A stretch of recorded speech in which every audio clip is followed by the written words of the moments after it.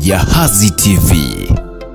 Maana msingi wa nchi ni mwananchi mwenyewe kujihisi kwamba yeye ni mwananchi. Na ili ujihisi kwa wewe mwananchi, la kwanza lazima uwe na utambulisho wako, utambuliwe kwamba wewe ni mwananchi. Hayo wengi hawana. Lakini la pili, ili uwe mwananchi lazima uwe na haki ya kusema huyu ndio aniongoza. Na sauti ile isikilizwe. Wajibu wa kiongozi yeyote aliyejipa mamlaka ni kuhakikisha haki yako ile inaokufanya wewe mwananchi iwe kaitimiza, kwa sababu ni dhamana kubwa kwenu nyie wananchi, lakini ni dhamana kubwa viongozi mbele ya Mwenyezi Mungu, kwa mtu ambaye anaamini Mwenyezi Mungu.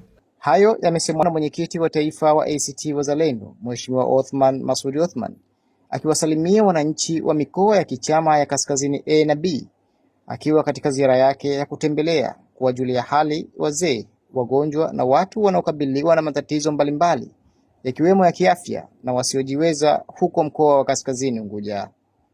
Amesema ni wajibu wa kiongozi kuwa mwadilifu katika kusimamia haki na rasilimali za nchi. Lakini na kubwa katika nchi, tunasema ukishakuwa kiongozi unakabidhiwa majukumu, na majukumu yale ni pamoja na rasilimali za nchi.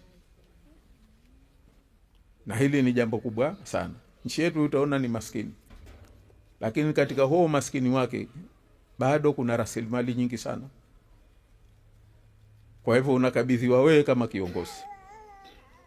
Wale ukukabidhi, wakishakukabidhi, hii haiwi mali yako wala ya mjomba wala ya shangazi, inakuwa bado ni mali ya wananchi. Una dhima ya kuisimamia ili ilete tija kwa wananchi. Sasa katika hilo lazima ukubali kuwajibika. Wananchi wana haki ya kukuuliza maswali. Ili kuaje ukatumia mabilioni yote haya, si tuna njaa wewe ukenda ukafanyia pesa hizi hivi? Hiyo ni haki ya wananchi wakuulize na uwape majibu, au sivyo? Akielezea kuhusu mazungumzo yanayoendelea ya kutafuta suluhu ya kudumu ya mgogoro wa kisiasa Zanzibar kati yao na Chama cha Mapinduzi CCM, Mheshimiwa Othman amesema mazungumzo hayo yana mwelekeo mzuri kwa mustakabali wa taifa. Wamebakia lakini na vikao vingine, nadhani kesho kutwa na hapo mbele watamaliza. Tutarudi sasa kuanza kujiuliza tunafanyaje, tunatekeleza vipi, na hapo ndio na sisi tutasema sasa ni wakati huu wa kushirikiana na hao wenzetu katika kuyatekeleza haya.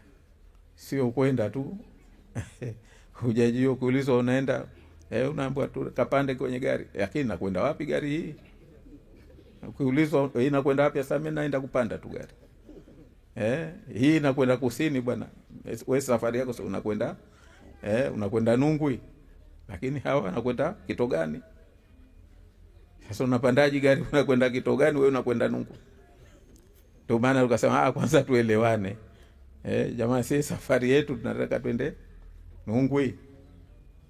Alhamdulillah kuna mwelekeo huo. Kwa baraka mwezi huu mtukufu Ramadhani tuzidi kuomba dua. Kama ambavyo Mwenyezi Mungu alituepusha yale yaliyopita, wenzetu wakapata maafa, sisi alhamdulillah. Mimi naamini kwa dua zetu, na naamini tukiendelea kuomba dua, basi na hapa palipobakia napo tutapaliza kwa salama, si kwa faida ya mtu wala ya watu wala ya chama, lakini kwa faida ya nchi yetu, na ndio sisi tunalolitafuta. Nao wananchi wameeleza faraja yao kubwa wanaoipata kutokana na kufanyiwa ziara na kiongozi huyo, wakisema pamoja na masaibu na shida walizonazo, bali wamejisikia faraja mno, huku wakiomba utamaduni huo uendelee na uzidi kuenziwa. Ziara hiyo imewajumuisha pia viongozi na watendaji wakuu wa kichama wa majimbo na mikoa hiyo, wakiwemo naibu katibu wa haki za binadamu wa ACT Wazalendo Bipavu Abdallah Juma, na wenye viti wa mikoa ya kichama ya Kaskazini A na B, ndugu Mcha Rajab Haji na bwana Silima Abdallah Juma. Ziara hiyo inatarajiwa kufanyika katika mikoa yote ya Unguja na Pemba.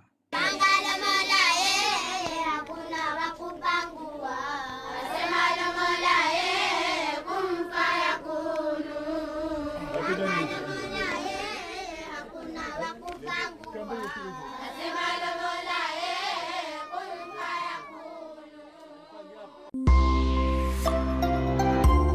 Jahazi TV.